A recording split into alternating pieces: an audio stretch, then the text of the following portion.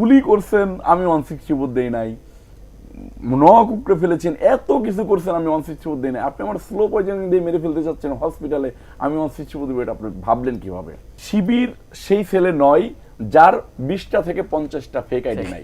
আমাকে রুখে দেওয়ার জন্য চেষ্টা করে এবং আমাকে নিয়ে এই কিছু আলবটর বাহিনী, বট বাহিনী, দেখবেন যে সেনাবাহিনী পুলিশরা আমাদের সাথে দফায় দফায় সংঘর্ষ করছে, আমাকে প্রতিহত করতে পারে নাই। আসলে এই সময় তো ভিডিও করার সুযোগ নাই, আমি যেহেতু পুলিশ বন্দী। আমাকে ওষুধের একটা ইনজেকশন দেখানো হলো যে এটা দিয়ে তোমাকে পুশ করে মেরে ফেলতে হবে, স্লো পয়জনিং দিয়ে।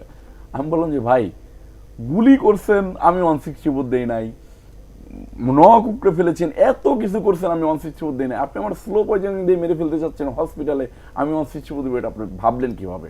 কোনোভাবেই সম্ভব না। তখন তারা চাইলো যে আমি রাতের অন্ধকারে যাতে আমাকে তারা ডাক্তারের মাধ্যম দিয়ে স্লো পয়জনিং করে মেরে ফেলতে পারে।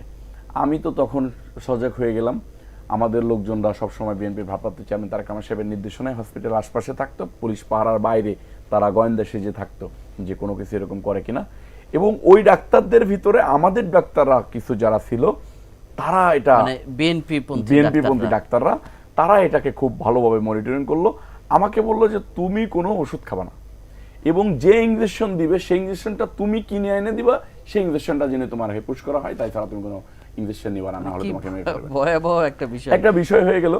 দেখেন, এটার পরে জুলাই আন্দোলনে আমি গুলিবিদ্ধ হয়েছি, এবং জুলাই আন্দোলনের 4 তারিখে আমি হাজার হাজার লোকের মিছিল নিয়ে শাহবাগ মোড়ে অবস্থান নিয়েছি, যেটা দেখে মানুষ পরবর্তীতে আবার আস্তে আস্তে আসার সুযোগ পেয়েছে।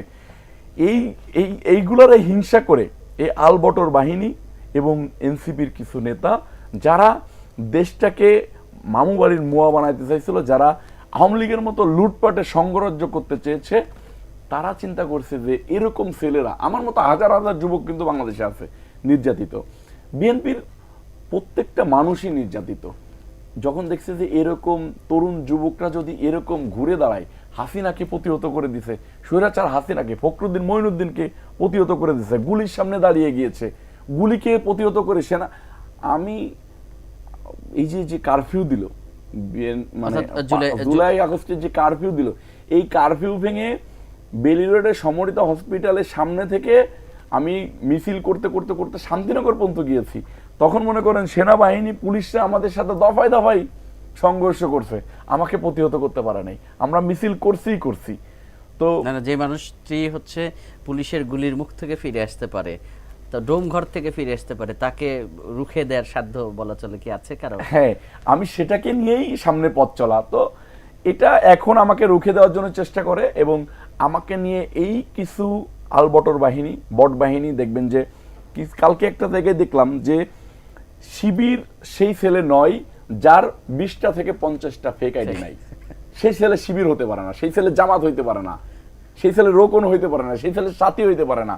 তো এরকম দেখবেন যে আমার আইডির নিচেই যারা আমাকে নিয়ে সমালোচনা করে বা আমাকে নিয়ে বিভিন্ন জায়গায় সমালোচনা করে, তারা এই আলবটর বাহিনী।